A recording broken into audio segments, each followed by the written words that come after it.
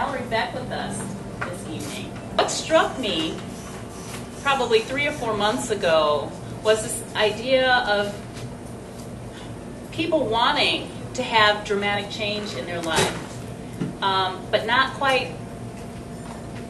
being not quite sure how to affect that change.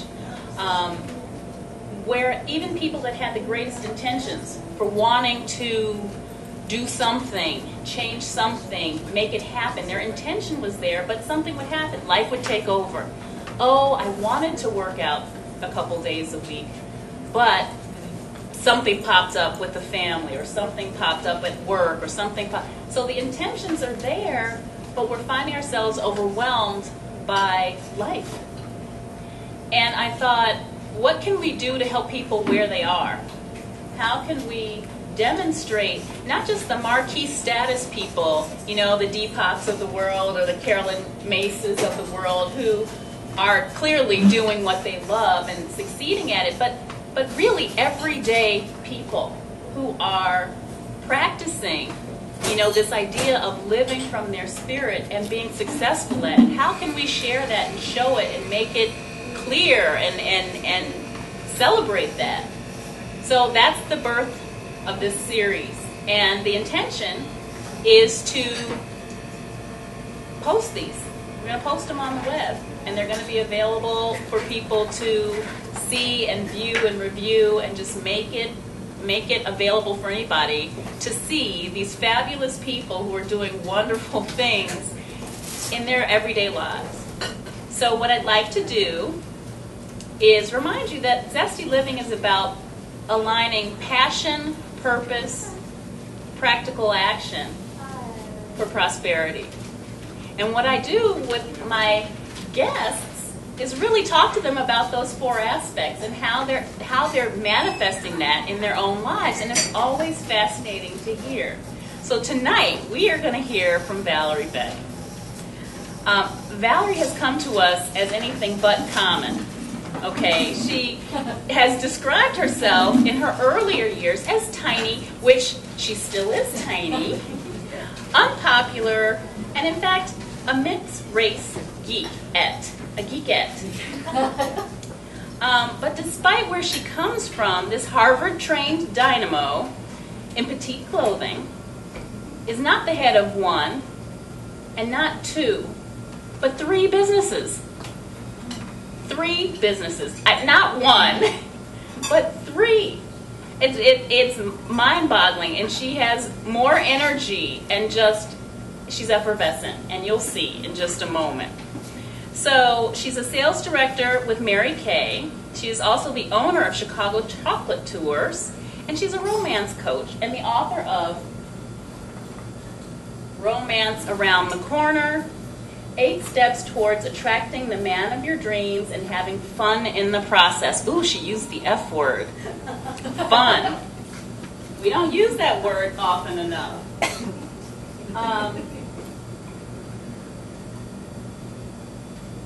Prior to becoming an entrepreneur, Valerie practiced law in Europe and in Chicago. She's a very active member of NABO, which is where we met. Fabulous. And just this spring, she was honored as Member of the Year. And well-deserved. Well-deserved. So I would like for you all to please invite and welcome Valerie Beck.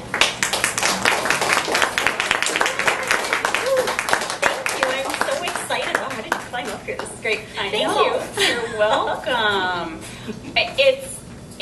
I read Valerie's book, and it's funny, it's well written, it's easy to read, it's quick, but the steps are practical,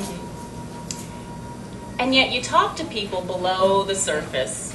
It's about more than romance. It's about how you create the romance you want in your life. Absolutely. Thank you. And it's true. It's about creating the life of your dreams, and in doing so, you attract the people who you want and desire to have in your space. So, your book is funny, it's inspiring, it's exciting, but there's a common thread between the romance and the life that you lead. Yes. Now, how do you, and let's talk about chocolate tours Yes. and Mary Kay and romance. Help us. You know, I know there's a thread, there's a common thread. Share that with us. Absolutely. It's Tell us so how you true. uncovered that connection. To me, the thread is uplift.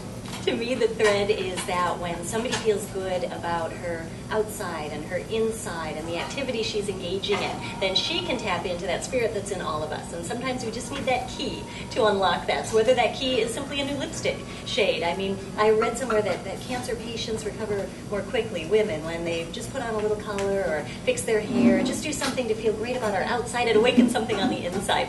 Same thing with romance. When we are feeling great in a great relationship that simply enhances our already great life, then wow, we're just an asset to the universe. And chocolate, oh my goodness, it's the food of the gods, right? And so when we're engaged in something wonderful that speaks to our heart, we can then give that to others. So for me, the golden thread that ties all my projects together is that they uplift people and then we pass that uplift on. Right, so this passion that's clearly coming through in all of your work, do you feel like you had it the whole time? Oh my word, ask my mother. Hey Mom, you should have seen me slumped under the desk practically at the law firm. I was just sharing with somebody today that for me a good day at the law office was if I made it home by 10 p.m. to watch Law and Order.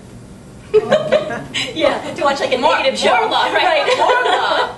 A negative law show, right? Nothing against, you know what I'm saying. It's about death and doom and disease and destruction. And then I went to sleep on that, and then I had a quick nap, and then I woke up the next morning to go back and do it all over again. The crazy thing was, though, I was known as the nice one. It was a law firm office of 375 people, and I was the nice one. And yet I wasn't really that nice at that time. I was kind of cranky. And so I knew that I needed to make a change. And I wasn't always sure at first how to go about that. But isn't it true that when we're not sure, the universe sometimes gives us a little nudge and then a bigger nudge, and pretty soon it's just bashing our skull in practically to make that change that we know in our hearts we're ready to do. And so how did you do that? Well, there were really two triggers for me that made me realize, okay, I hear you, I'm ready, I hear my heart, let's do it. One was having to have emergency surgery and coming back from stress.